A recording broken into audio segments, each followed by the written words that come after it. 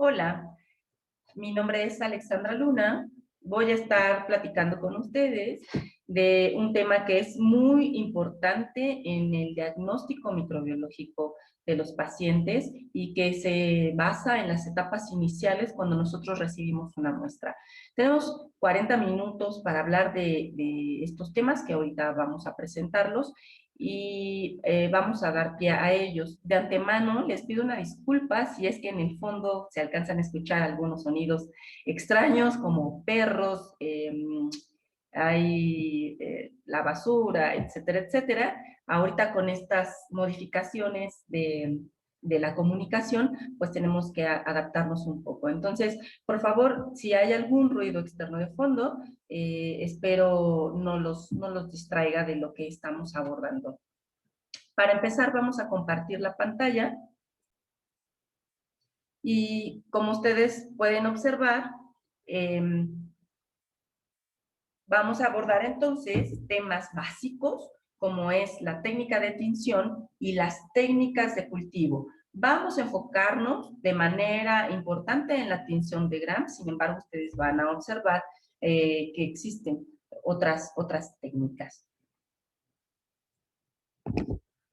Ustedes saben que el cuerpo humano está en algunas porciones de tenemos microorganismos que son benéficos para el cuerpo, están en simbiosis con nuestro sistema, sin embargo, cuando salen de su nicho pueden generar alguna enfermedad. Esto pasa, por ejemplo, mucho con Escherichia coli, que sale del nicho ubicado en la porción final del tracto digestivo y cuando migra a zonas de vías urinarias o genitales, pues pueden generar algunas infecciones que debemos de tratar de diagnosticar. Sin embargo, también existe la adquisición de patógenos per se infecciosos, ¿no?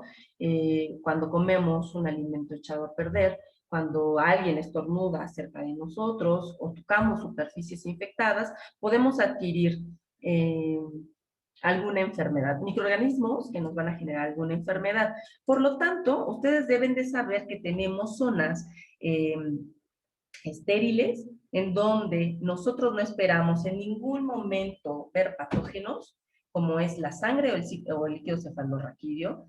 Tenemos muestras que son estériles per se, pero al momento de tener una secreción, estas pueden contaminarse porque pasan por zonas que contienen microbioma.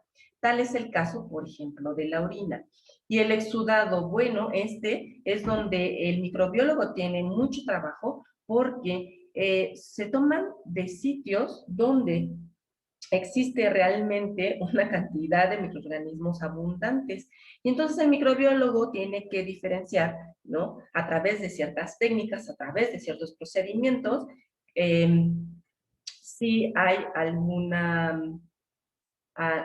patógeno normal, de microbiota normal, o hay si hay un microorganismo de microbiota normal o hay algún patógeno que esté afectando al paciente. Entonces, cuando nosotros hacemos nuestra toma de muestra, tenemos que hacer que esa pequeña muestra que se tomó, en el caso del exudado, en el caso de la sangre, pueda expandirse. Y para eso utilizamos los cultivos.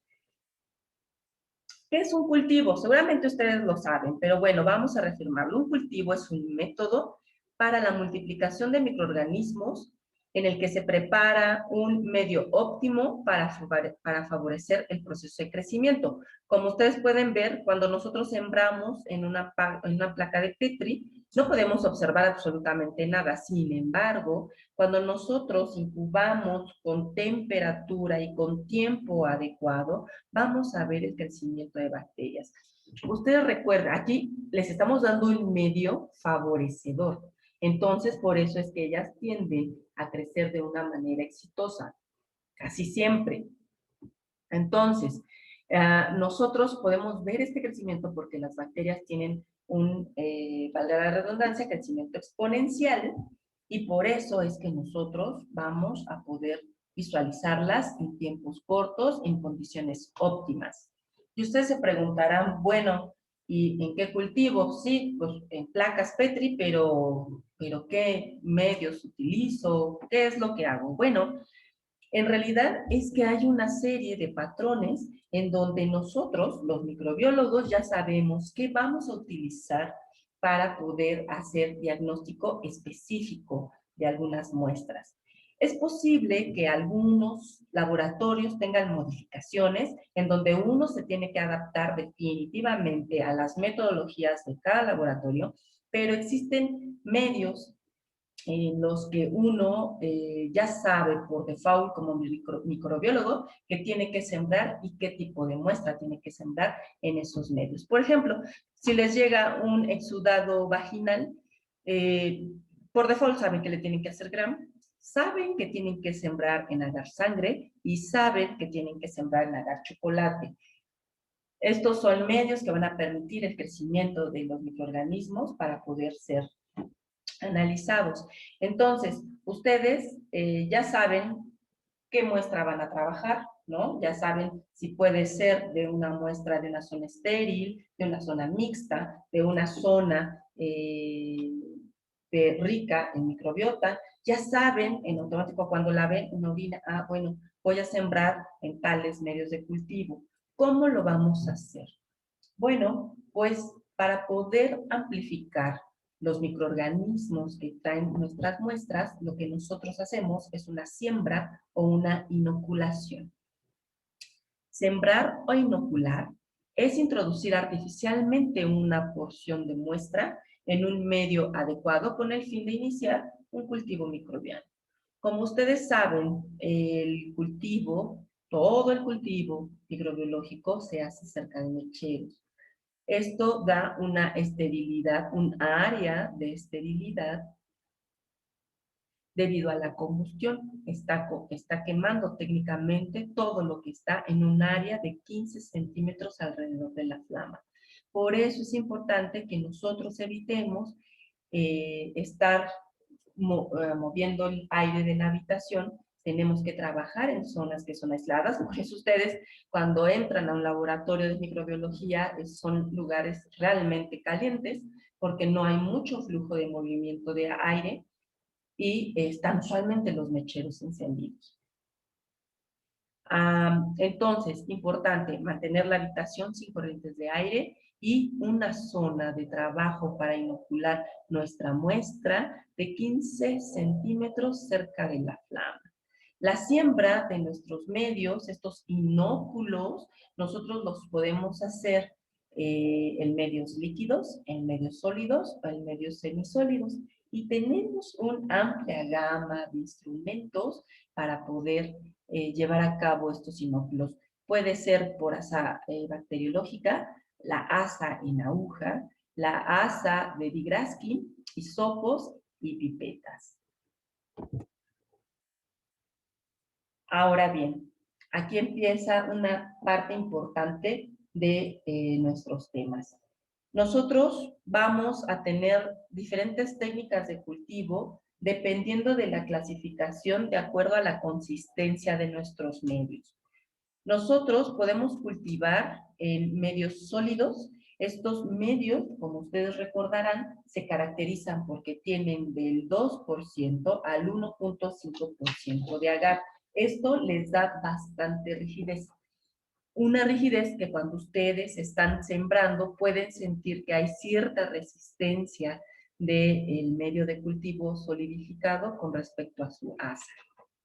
Tenemos dos formas de sembrar. Uno es el tubo con agar inclinado. El tubo con agar inclinado lo podemos sembrar por picadura, por estría o puede ser mixto. ¿Para qué nos va a servir? Bueno, realmente es que son técnicas muy utilizadas en la parte de bioquímica del diagnóstico microbiológico y nos va a ayudar a determinar aerobios, anaerobios facultativos, muchas pruebas bioquímicas, almacenar cultivos durante cortos periodos de tiempo y la amplificación de inóculos pequeños. Realmente, cuando tenemos una muestra cuya observación realmente preocupa al microbiólogo de sembrar en una placa de 100 milímetros, pues lo que hace en algunas ocasiones es amplificar en tubos, y una vez que amplifique en tubos, que son áreas mucho más pequeñas que placa, esto lo puede llevar a un cultivo ya más sofisticado, más grande. Ustedes pueden ver que los tubos con agar inclinado se conocen como pico de flauta o bisel. Este pico de flauta o bisel da un área o da una superficie de sembrado, pero también da una superficie donde nosotros podemos inocular microorganismos. Como ustedes pueden observar en el recuadro de la izquierda, están utilizando una asa bacteriológica en donde se puede sembrar por estría recta, que es una línea que solamente se hace a lo largo del área del área del pico de la flauta, y que ustedes lo pueden ver así, ¿no? Y que ustedes lo pueden ver así.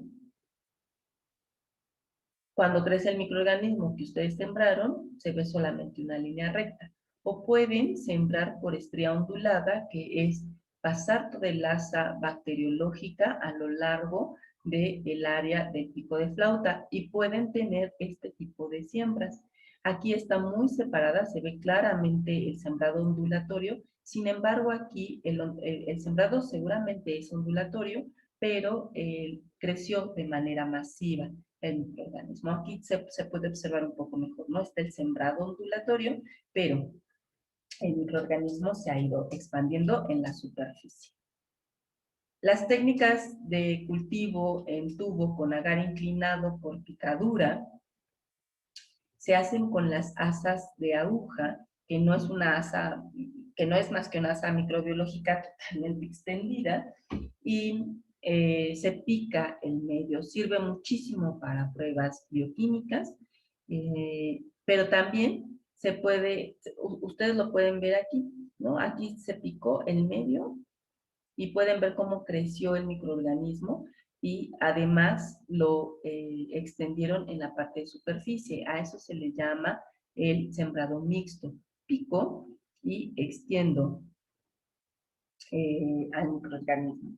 ¿En qué reside que utilice una u utilice otra? Bueno, primero, principalmente, las pruebas bioquímicas a las que me voy a enfrentar. Y si yo quiero solo reproducir un microorganismo, bueno, hacerlo más abundante, lo que puedo hacer pues es solamente utilizar un estriado ondulatorio que da más superficie de contacto de estos microorganismos. Tenemos el cultivo en medio sólido en siembra en placa. Esto se puede sembrar por muchos métodos. Hay una infinidad grande de sembrar. También depende mucho del laboratorio donde estén trabajando, de lo que le guste al microbiólogo utilizar, pero existen diferentes técnicas. La siembra en placa se puede hacer por agotamiento de estrías, por depósito y posterior quemado, dilución previa en solución fisiológica, espátula de Digrassi. ¿Para qué nos va a servir sembrar en placas? Primero, crecimiento de las bacterias de mi muestra.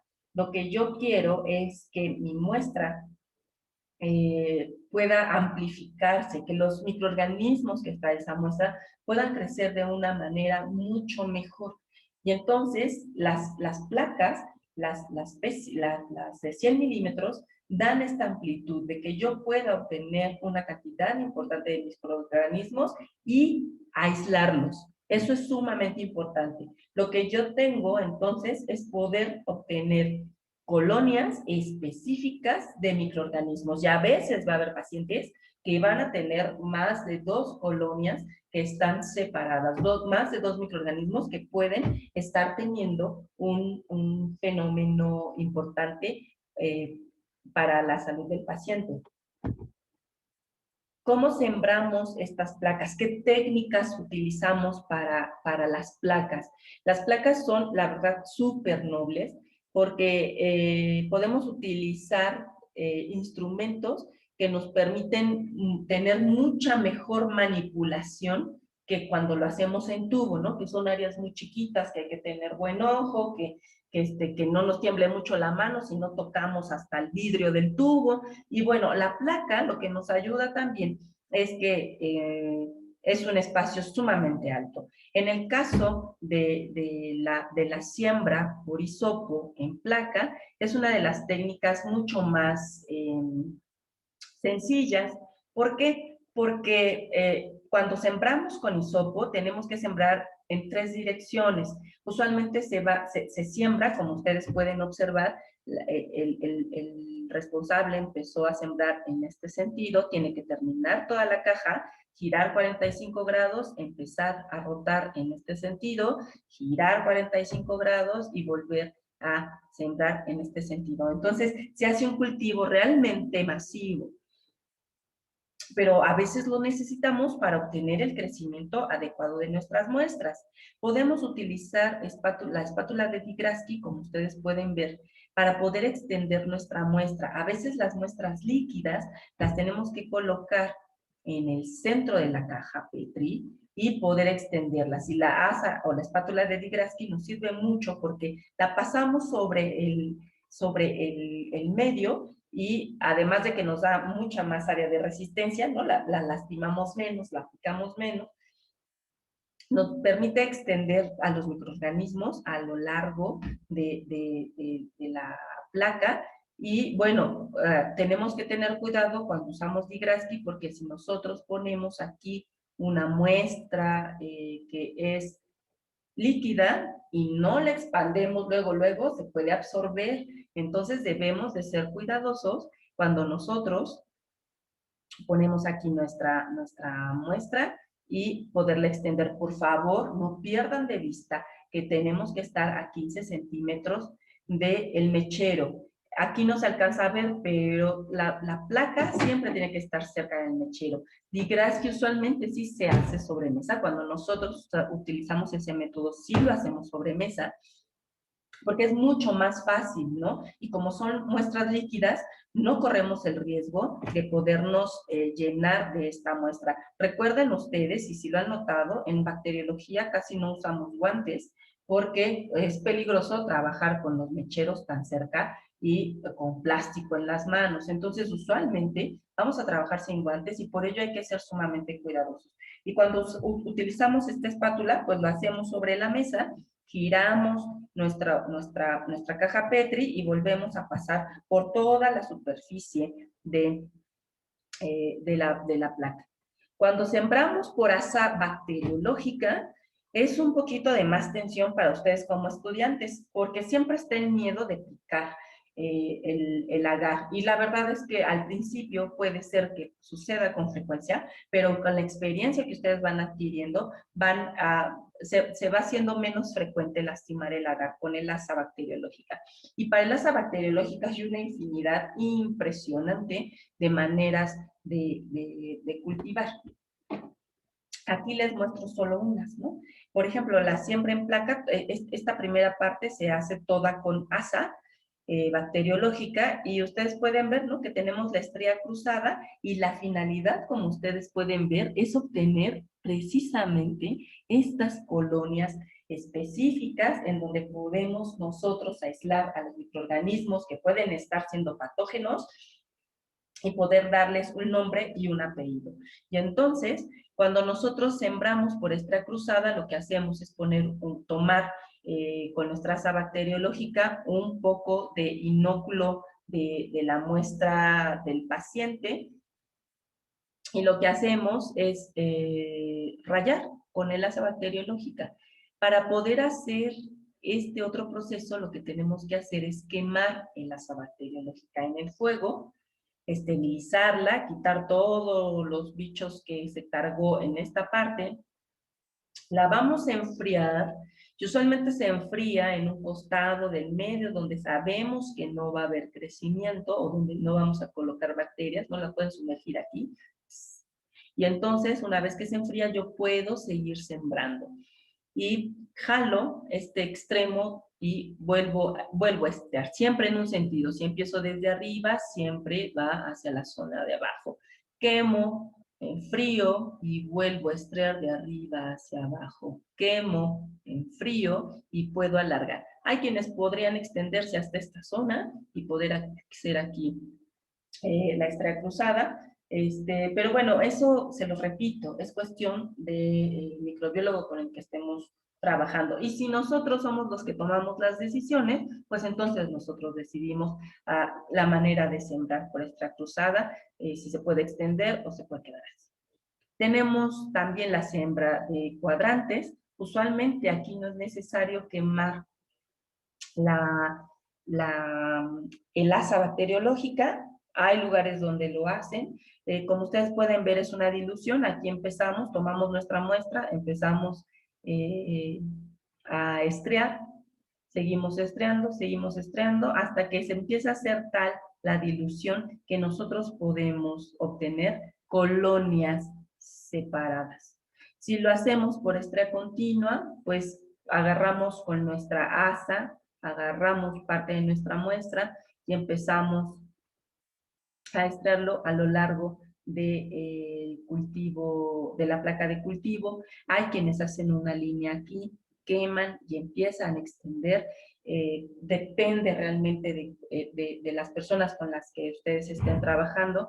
Y si ustedes alcanzan a observar, lo importante de la siembra en placa es aislar las colonias para poderlas analizar y poder determinar si son o no patológicas. Por eso el cultivo, la siembra es tan importante que ustedes aprendan a realizarlo, porque necesitan tener esto, necesitan tener colonias aisladas para darle paso a la siguiente parte del diagnóstico.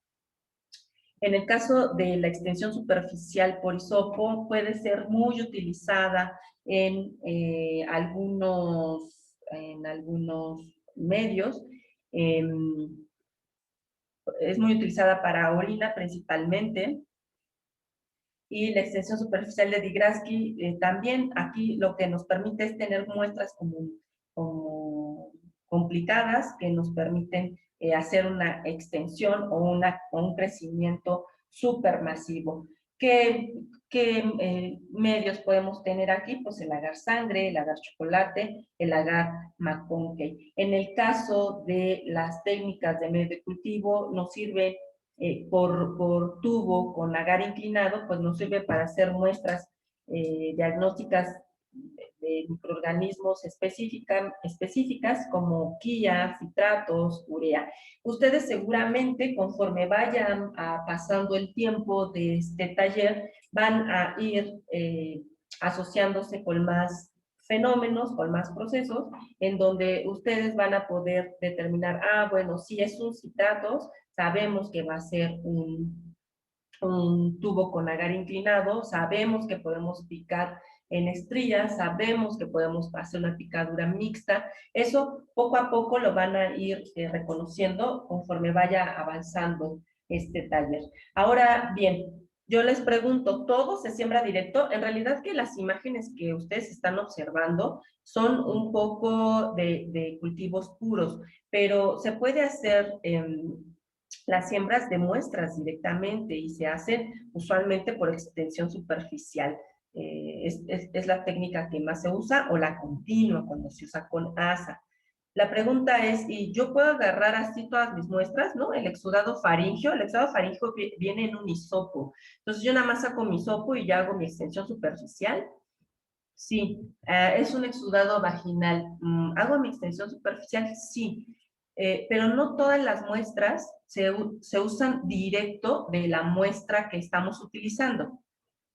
En algunos casos, como es el caso de la orina, tenemos que hacer algunos procesos especiales para poder determinar inicialmente si hay o no infección. Entonces, Cuando nosotros trabajamos con orina, lo que vamos a hacer es una dilución de nuestra muestra. Es una dilución 1:50. ¿Qué quiere decir una dilución 1:50? Que voy a tomar 1 mililitro de orina bien homogenizada, no se les olvide nunca homogenizar bien sus muestras de inicios de los pacientes, y voy a poner 49 mililitros de solución salina fisiológica. Es importante que pongan un medio tamponado, porque si no, al momento que ustedes hacen una dilución, si lo hacen con agua, lo que van a generar es lisis de los microorganismos. No sé si después tengan algún taller en donde puedan ver estos fenómenos, pero utilizar soluciones tamponadas son sumamente importantes para que ustedes puedan tener un cultivo exitoso. No lo vayan a hacer con agua, no lo vayan a hacer con agua de la llave porque suele pasar. Suele observarse de vez en cuando en algunos laboratorios. Entonces, 1 mililitro de orina, 50 mililitros de solución tamponada, usualmente puede ser solución salina, y vamos a sembrar un volumen específico. En el caso de la orina, tenemos que sembrar un volumen específico, porque como ustedes verán más adelante, en otros temas necesitamos determinar unidades formadoras de colonias. Y entonces, en este proceso, resulta importante que nosotros coloquemos un volumen específico de 0.1 mililitros, que son 100 microlitros. En la actualidad se usan micropipetas, pero hay asas calibradas para este fenómeno. Como ustedes están observando, se siembra en una extensión superficial, pero hubo un tratamiento previo de la muestra.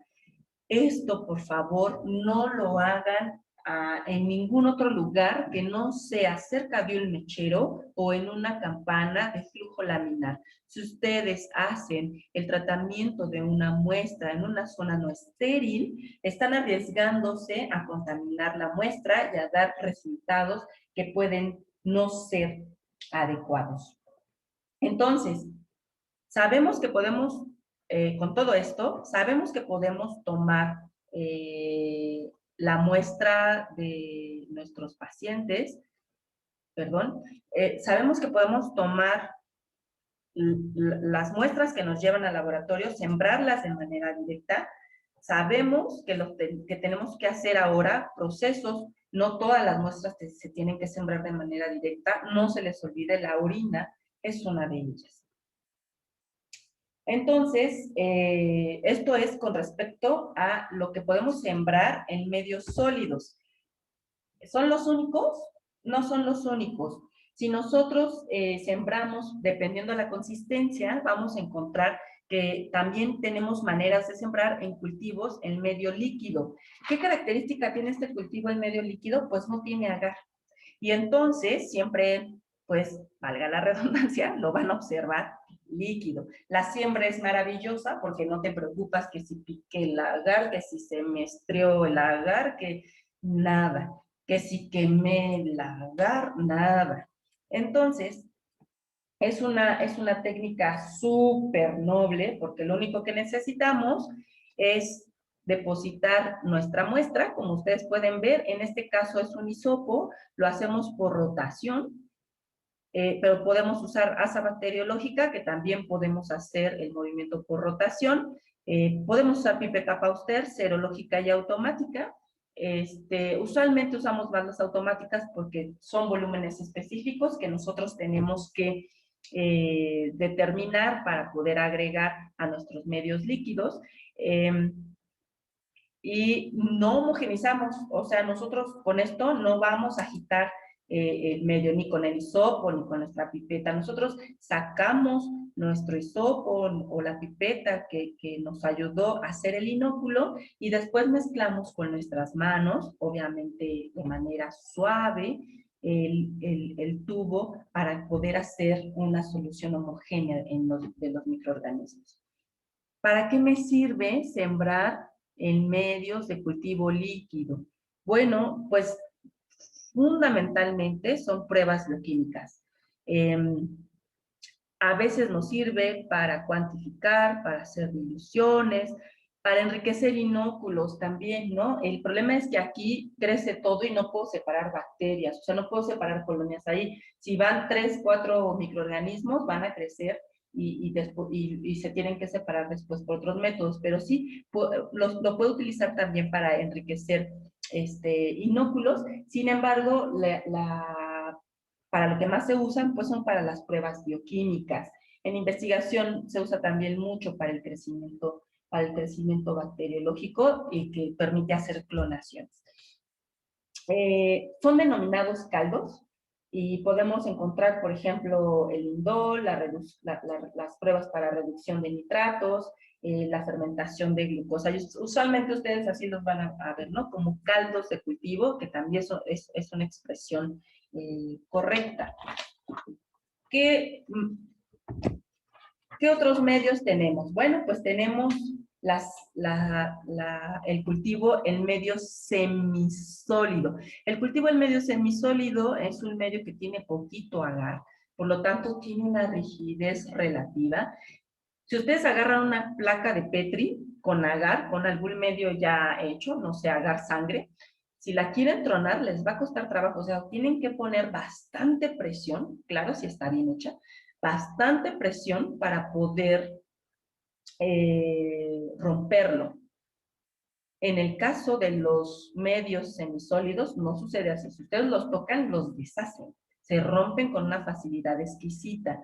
Y realmente es que estos medios semisólidos los van a encontrar casi siempre en tubos de ensayo y los van a poder sembrar por asa de aguja o por hisopo. Usualmente el hisopo está más relacionado con los medios de transporte, que es donde se utilizan muchísimo los medios semisólidos, pero aquí nos sirve para ver motilidad. Es una prueba súper importante para ver si los microorganismos se mueven o no se mueven, son capaces de migrar o no migrar. Y entonces, en los medios semisólidos, lo que ustedes pueden ver es que se siembra, ¿no? Se siembra con aguja. Ustedes pueden observar que jamás se llega al fondo. Cuando nosotros picamos, jamás llegamos al fondo del tubo. Y cuando no tiene capacidad el microorganismo de migrar, pues no se mueve de la zona donde fue colocado, de donde fue inoculado. Sin embargo, cuando tiene la capacidad de migrar, va a llenar completamente el agar semisólido. Muy utilizado entonces el medio semisólido para poder observar la motilidad.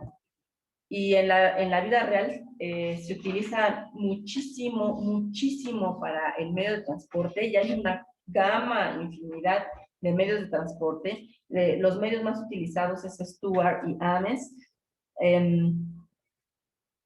que cada uno va a tener, ¿no?, ciertas características que permite cierto crecimiento o más bien cierto mantenimiento de bacterias, porque los medios de transporte no permiten el crecimiento. Lo que hacen es que las bacterias bajen la capacidad de autólisis y evitar que la microbiota normal crezca de manera importante, inhibiendo la actividad o la observación del microbiólogo por los patógenos. Entonces, ustedes pueden ver, estos medios son semisólidos. Cuando ustedes hacen la toma de muestra a los pacientes, quitan un taponcito que viene aquí, lo encajan y entran con una facilidad exquisita, cuchillo en mantequilla. No se rompe el agar, no hace burbujas, realmente son agares súper sofisticados. Entonces, hay una gama importante dependiendo de lo que nosotros queramos transportar, ¿no? Si van a ser heces, si van a ser ciertas bacterias que tienen dificultad para crecer, como Neisseria, etc. Entonces, como ustedes pueden ver, realmente las técnicas de cultivo no son complicadas. Las quise yo clasificar por las características que tiene, la consistencia que tienen los agares, que eso les da una facilidad en el manejo de las técnicas de cultivo. Y entonces, pues ya cultivamos, ¿no? Ya se tomó la muestra, ya llegó al laboratorio, ya sabemos que tenemos que cultivar en ciertas placas. ¿Y ahora qué? ¿No? Ya sembramos, ya creció el microorganismo, ¿y qué más vamos a hacer?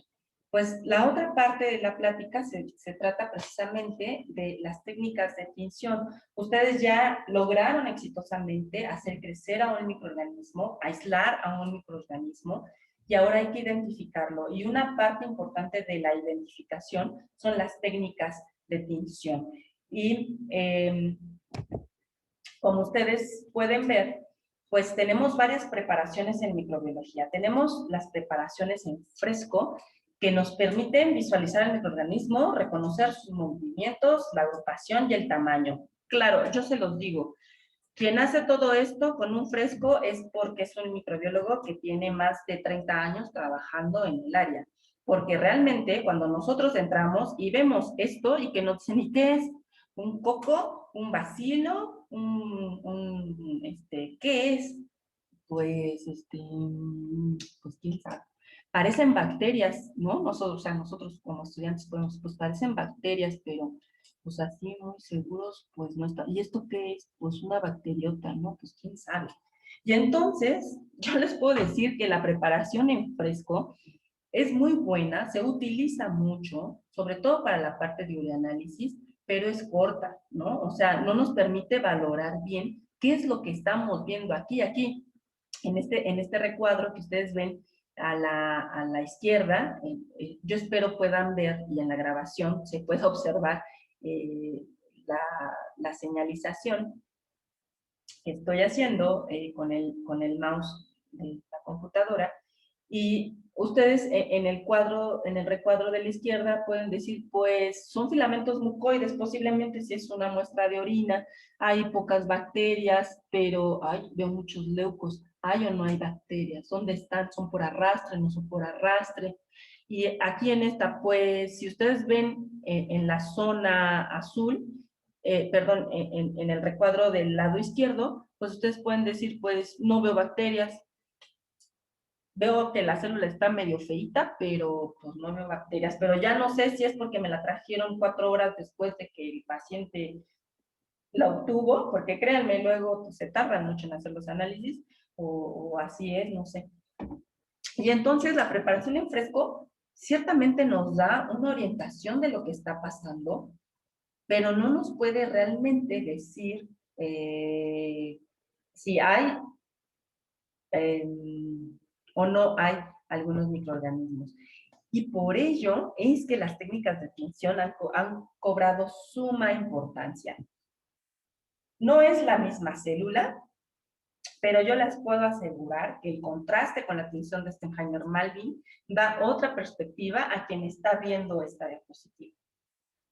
Pues yo tengo en el recuadro izquierdo, pues un montón de células, ¿no? Bueno, tengo un cumulito pequeño de células, epiteliales, estratificados seguramente, vaginal tal vez, no lo sé, habrá que revisar a ver bien la morfología y veo estas lesiones, pero cuando yo hago una tinción para contrastar qué es lo que está pasando, en este caso es Stenheimer-Malvin, un colorante que se usa para ureanálisis, ustedes pueden ver y pueden asegurar ya con toda la certeza que esta célula está llena de bacterias. Y entonces el médico ya puede empezar a imaginar y ya puede empezar a saber y a guiar el diagnóstico del paciente y poder empezar a iniciar un posible diagnóstico, ¿no? Aquí vemos muchos leucos, inclusive con Stenheimer-Malvin, si ponemos un objetivo más alto, esto es 10X, si ponemos un objetivo más alto, seguramente podríamos diferenciar los polimorfonucleares. Entonces, la coloración o las tinciones es que dan una ventaja sobre las cosas en fresco. No es que fresco no funcione, fresco es sumamente importante, pero las tinciones nos dan una ventaja para la observación. ¿Qué es una tinción? Bueno, pues una tinción es un intercambio de iones del colorante a lugares activos de la superficie o el interior de las estructuras de la célula. lo que permite contrastar mucho más el microorganismo con respecto al medio que lo rodea. Y entonces, ustedes pueden ver que tenemos tinciones a través de preparaciones que no pueden ser en fresco, tienen que ser fijadas para poder ser teñidas. Estas técnicas son complejas. Stenheimer-Malvin es una tinción de contraste que se usa en fresco, ¿no? Yo pongo una gotita de mi muestra, pongo una gotita de Stenheimer, la cubro, la observo. Pero cuando ya estoy hablando de procesos mucho más especializados de tinción, lo que yo hago es poner una gotita de mi muestra en un portaobjetos, extenderla, secarla, fijarla y poderla teñir. Y entonces, ustedes pueden ver que ya no es lo mismo ver una tinción en fresco. Esto es con el mismo aumento, ¿eh? Esto es con el mismo aumento y con el mismo objetivo. Y entonces ustedes pueden, aquí sí les pueden decir, claro, lo que ustedes ven en la tinción de Gram ya es un cultivo puro, lo que ustedes ven es una muestra de orina, así como llegó del frasquito, pero si ustedes hicieran crecer esto, le hicieran ciertos procedimientos, pudieran ver de manera específica qué tipo de bacterias son. ¿Son cocos? ¿Son bacilos? ¿No? Entonces, la función de la tinción consiste en aplicar un colorante a un material de estudio, y lo pongo con un asterisco, porque deben ustedes de saber que podemos utilizar muchas más cosas que no son pacientes, ¿no? En la microbiología podemos tener alimentos, pinturas, recubrimientos, un montón de cosas que se pueden analizar en microbiología. Para que resulte más simple detectar determinados microorganismos, estructuras o artefactos cuando se observan a través de un microscopio. ¿Por qué debemos de usar colorantes? Pues ustedes ya lo vieron. Espero que haya sido bastante ilustrativo, pues es para hacer a un microorganismo visible. Nos permite mostrar la estructura, el tamaño, la forma, los detalles finos de esta estructura. Podemos ver la distribución, la naturaleza química, si hay un efecto sobre la oxidación y el pH, y sobre todo nos permite diferenciar entre los microorganismos. ¿Qué tipo de tinciones tenemos? Pues en realidad es que los colorantes se van a poder clasificar dependiendo de diferentes procesos. Cuando hablamos del origen, podemos estar hablando de colorantes naturales, que son extraídos de animales y plantas, como la hematoxilina y el carmín. Podemos hablar de colorantes artificiales, que como ustedes saben, bueno, pues siempre van a venir de derivados químicos, y aquí tenemos un grupo súper amplio de colorantes. Lo podemos dividir por el comportamiento químico. Pueden ser colorantes ácidos o aniónicos, que estos se van a caracterizar porque el cromóforo o grupo de cromóforos van a tener una carga negativa, y ahí en ese grupo tenemos, por ejemplo, a leucina. Tenemos los colorantes básicos, que son los colorantes catiónicos, en donde están los cromóforos o grupos cromóforos, tienen una carga positiva, y vamos a tener colorantes como fucsina, cristal violeta, azul de metileno, o colorantes neutros, en donde nosotros tenemos un equilibrio de ambos, ¿no? Tanto colorantes básicos como colorantes ácidos. Sin embargo, cuando hablamos del tipo de colorantes por la tinción que están generando, y que son con lo que usualmente vamos a trabajar mucho en el laboratorio, son las tinciones positivas, que se observa, ¿no? Teñida la célula sobre un fondo claro, perdón, no siempre es claro, ¿no? Este fondo puede variar de tonalidad dependiendo de la técnica que estemos utilizando, pero la célula usualmente va a estar teñida con un colorante en particular. O pueden ser las tinciones negativas, donde el fondo se tiñe de oscuro para observar células o estructuras refringentes. ¿Y qué necesitamos, chicos, para poder hacer una tinción? Nosotros ya nos costó muchísimo trabajo obtener la muestra, llevarla al laboratorio, hacerla crecer de manera específica en medios. Y ahora, ¿qué vamos a hacer? Pues vamos a empezar a hacer estas técnicas de tinción que pueden ser de diferentes formas. Lo que vamos a realizar siempre va a ser un frotis.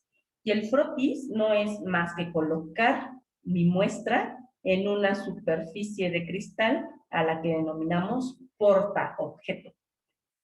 Este portaobjeto nos va a ayudar a generar una capa delgada de muestra extendida para permitir el paso de luz a través de ella. ¿Y de dónde puedo hacer yo un frotis? Pues en realidad es que puedo hacer un frotis de una infinidad de muestras. Puede ser de impronta, puede ser de gota de cultivo líquido. Por ejemplo, aquí podemos estar hablando de orina. Podemos hacer de cultivo sólido o resuspendido, ¿no? A lo mejor ya hicimos crecer nuestras colonias en determinados agares y vamos a tomar un poquito de esas colonias o una colonia completa, ponemos tantita solución salina fisiológica, enjuagamos ahí nuestra asa, la extendemos y la dejamos secar. Puede ser de frotis sanguíneo, que con esto seguramente están muy asociados, con cinta adhesiva transparente. Esta es un frotis muy específico, usualmente está hecho para zonas anales o para algunas técnicas para parasitología, pero también se puede realizar. Y el hisopo, a lo mejor la muestra de mis cultivos vaginales la tomo, ¿no? Antes la coloco en mi portaobjeto, la extiendo y la debo secar. ¿Qué es lo importante del bifrotis en bacteriología? Pues que yo haga un extendido adecuado a lo largo del portaobjetos, no a todo lo largo, no vamos a hacer una bala como lo hacemos con el frotis de sangre. Hacemos un círculo a la mitad del frotis que abarque un área menor a 3/4 de, del, del vidrio. Y entonces lo colocamos, lo extendemos y lo dejamos secar. Pero una vez que lo dejamos secar, tenemos que tenemos que hacer un proceso de fijación. ¿Por qué? Porque la fijación nos va a preservar una posición de los microorganismos de la forma más parecida a lo que estaban cuando estaban vivas. ¿Qué va a hacer la fijación? Pues va a evitar la contracción y la hinchazón de las partes de la célula, va a evitar la autólisis, que es algo importante que debemos evitar, va a proteger las sustancias celulares de ser solubles en los reactivos de tinción y va a hacer a nuestras células un poquito más rígidas. Entonces, una vez que nosotros extendemos la muestra en el frotis, tenemos que utilizar un fijador para que éstas no se degraden. ¿Qué fijadores podemos utilizar? Pues el que se usa muchísimo en bacteriología es la fijación por calor. Usualmente una vez extendido el frotis y secado al aire, lo que hace uno es pasarlo 3 veces, como se ve aquí en la imagen, pasarlo 3 veces sobre el mechero. Lo paso en frío, lo vuelvo a pasar en frío, lo vuelvo a pasar en frío. Basta con las 3 veces, lo que usualmente sucede es una deshidratación y al evitar el agua, al evaporar el agua, pues las estructuras se pueden mantener de manera adecuada. Tenemos otro tipo de fijadores, la fijación química, que se utiliza para proteger las subestructuras celulares finas y la morfología de algunos microorganismos muchos más grandes. Los fijadores químicos van a penetrar en la célula y reaccionan con los componentes celulares, normalmente uniéndose a proteínas y lípidos para inactivarlos, insolubilizarlos e inmovilizarlos. Las mezclas más comunes usualmente son de alcohol. Y esta fijación es muy importante porque cuando ustedes hacen un cultivo o un exudado vaginal, le tienen que mandar 3 muestras al microbiólogo. La muestra en fresco, la muestra en lámina y la muestra que va en el medio de transporte para sembrar en los cultivos. Cuando nosotros utilizamos, imagínense, nosotros estamos en un lugar distante al laboratorio de bacteriología. Entonces, nosotros fijamos a la paciente, ¿no? Le hacemos su toma a la paciente, el exudado con un hisopo para hacer el fresco, lo sumergimos en el fresco, lo dejamos, tomamos otro hisopo, hacemos otro exudado, hacemos un recorrimiento sobre la laminilla de vidrio y lo dejamos ahí, tomamos el otro, el hisopo que viene en el medio de transporte, hacemos la toma, y hasta ahí termina la toma de muestra de exudado vaginal. Si nosotros se nos olvida y no fijamos esa laminilla, pues cuando ustedes estén haciendo el diagnóstico microbiológico, van a padecer un poco porque en esa laminilla pueden hacer un gram y les da un panorama muy grande.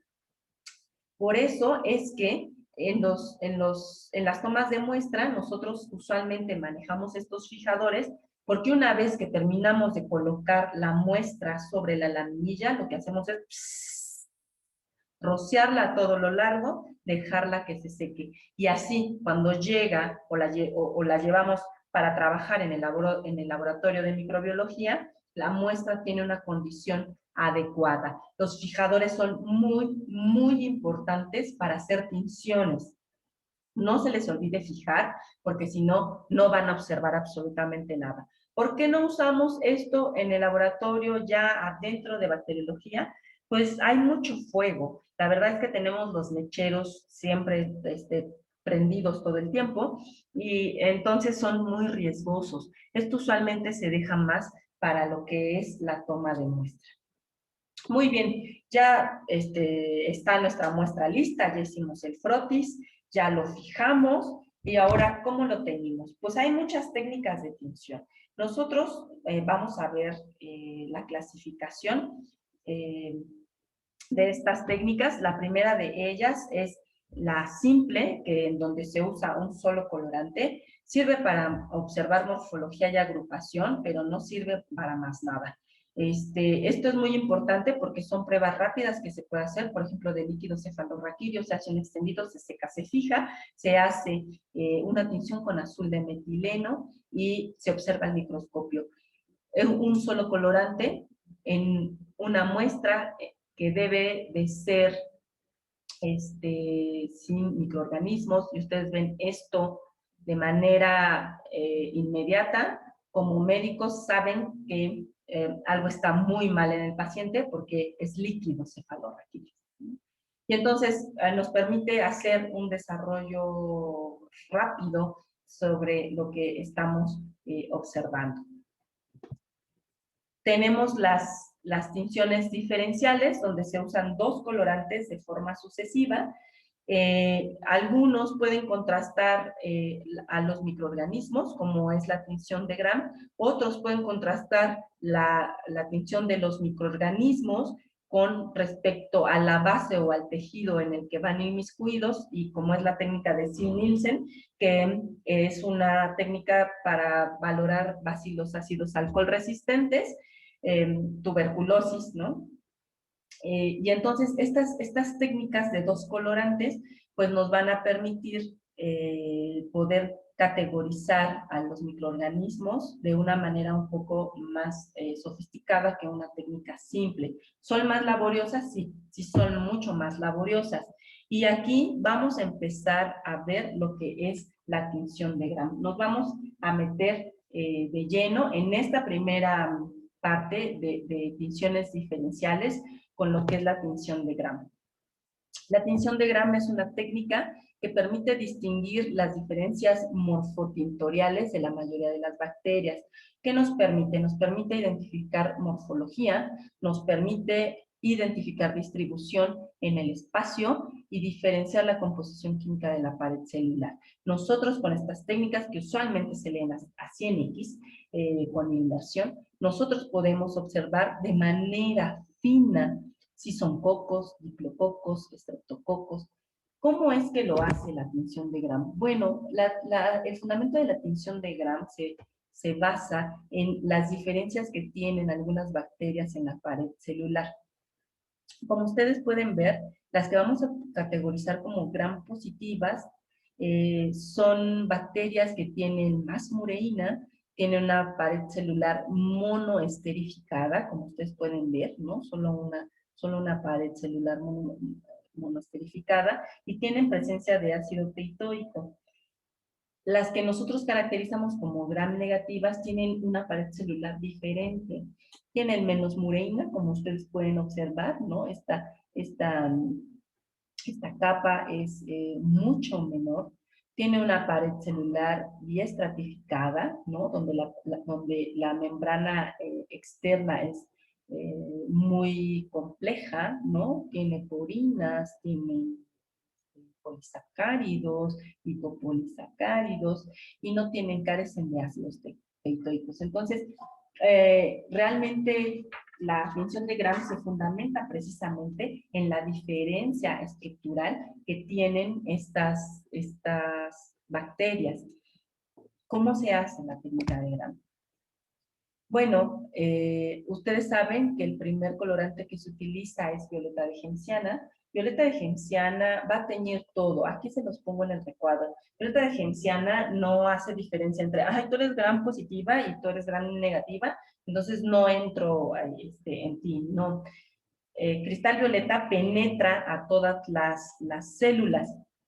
Lo que va a pasar es que utilizamos un mordiente, que es el yodo, que también viene en presentación de yoduro de potasio, para hacerlo soluble, y este yodo lo que va a hacer es unirse al cristal violeta.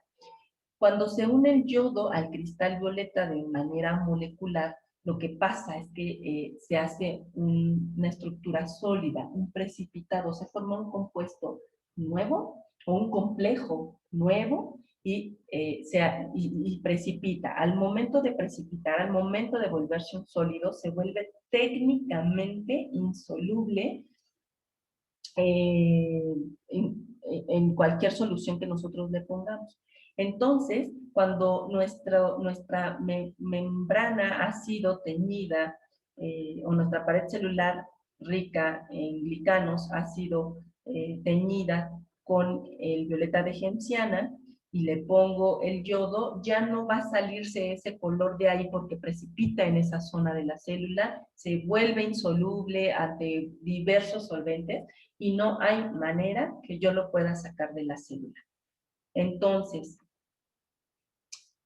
cuando yo pongo un lavado con alcohol, que es una decoloración, donde el yodo per se y el cristal violeta que no se unieron de forma adecuada para generar un complejo, pues se eluye, se va.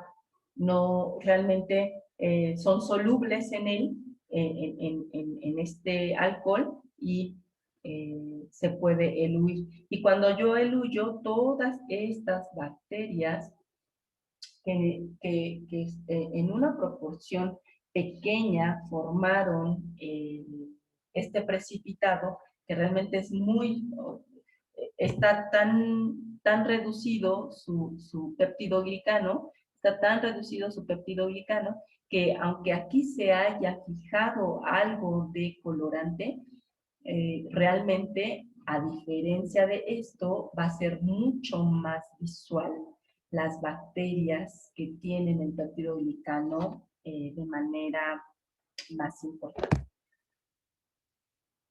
Entonces, yo pongo el colorante, la decoloración, todo lo que tiene un peptidoglicano mucho mayor se va a teñir, y todo aquello que no, pues realmente no alcanzamos a ver coloración. Lo que tenemos y lo que hace Gram es hacer una contrastación. Entonces, bueno, todo lo que no se pintó de azul, que se pinte de safranina. Ustedes me dirán, ¿esto se puede pintar de safranina? Posiblemente, y eso agarre una coloración un poquito más intensa, ¿no? Más morada, más que azul, agarra una coloración morada, en donde nosotros podemos diferenciar las células moradas de las células eh, rojas. Y entonces, tinción de Gram de esta manera nos puede diferenciar estas bacterias que nos pueden estar dando orientación sobre el diagnóstico. Ciertamente que cuando ustedes estén en la consulta clínica y llegue un paciente y les diga, doctor, me duele mucho, ya no aguanto, difícilmente ustedes se van a esperar a una tinción de Gram. Pues seguramente ustedes van a dar eh, un medicamento para que el paciente se le disminuya la molestia y que tal vez posteriormente, cuando el paciente ya tenga una mejora, le manden a hacer, por ejemplo, un urocultivo y puedan ver si erradicaron o no la infección. Entonces, realmente es que la técnica y las tinciones de Gram las podemos utilizar de manera importante para el diagnóstico, pero muchas veces se van a utilizar post tratamiento, porque no nos podemos esperar a tomar la decisión cuando tenemos un paciente ambulatorio, ¿no? Que entra y sale de nuestra consulta para darle un medicamento. No le podemos decir, espérese 4 días a que el cultivo salga y entonces ya le doy el antibiótico adecuado. Realmente no funciona así en la vida real por la premura de los tratamientos. Sin embargo, cuando están ustedes en hospital es mucho más sencillo que alguien les pueda hacer un Gram de orina, por ejemplo, o de exudado vaginal, o faringio, o de lo que a ustedes se les ocurra, y que les puedan decir, doctor, sí, hay más Gram positivas, hay más Gram negativas, y ustedes puedan orientar un diagnóstico hacia un tratamiento, ¿no? Ustedes tienen un libro muy amplio en donde se les pueden dar recomendaciones, el PLM, donde pueden tener recomendaciones de tratamientos. Entonces, estas son técnicas que las utilizamos de rutina para empezar a orientar, sobre todo en la parte de laboratorio bacteriológico, qué otras pruebas más vamos a tener que hacer para poder llegar a un diagnóstico preciso. Gram no es infalible, Gram puede tener problemas al momento de estar haciendo la técnica, podemos tener falsos microorganismos gram positivos falsos si excedemos la coloración. También podemos tener falsos gram positivos si nosotros, a lo mejor no pasa mucho ya en la clínica, pero cuando estamos en el laboratorio con estudiantes, sí podemos ver este tipo de intervenciones donde se pueden intercambiar los colorantes y podemos tener resultados falsos, falsos de gram positivos o falsos de gram negativos. Esta tinción no sirve para colorar todo tipo de bacterias. Existen casos en que la tinción realmente no funciona. ¿Cuál es el ejemplo? Pues en las bacterias que carecen de pared celular, como micoplasma, las bacterias con paredes ricas en ácidos micólicos, como la micobacteria, y es ineficaz para teñir a la mayoría de las bacterias de espiroquetas. Entonces, como ustedes pueden ver, el laboratorio microbiológico tiene que echar mano de otras técnicas cuando algo de esto no funciona. Y esto es con respecto a la tinción de Gram, una de las técnicas muy utilizadas en el desarrollo eh, del análisis microbiológico. ¿Qué otras técnicas de tinción? Y ya para cerrar, tenemos, pues podemos tener técnicas de tinción selectivas. Ustedes recordarán que nosotros vimos que teníamos las simples, las tinciones simples, que teníamos las diferenciales, pues también tenemos las selectivas. A veces es sumamente importante detectar estructuras que pueden ser de extrema patogenicidad en los microorganismos y para eso en el área de microbiología se han diseñado técnicas que nos permiten tener tinción de estructuras específicas.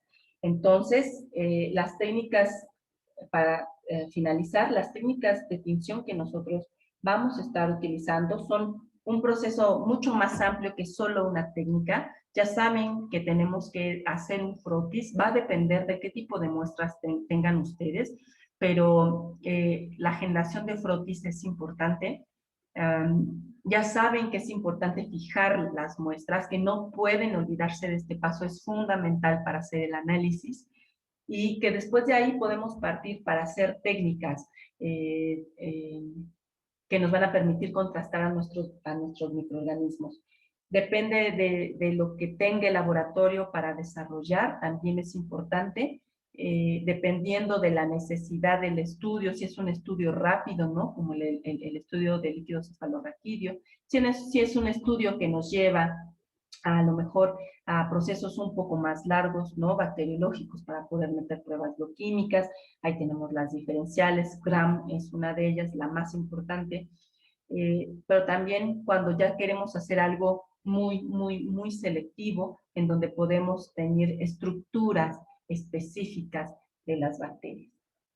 Entonces, pues esto ha sido todo. Yo espero que esta información les sea de utilidad.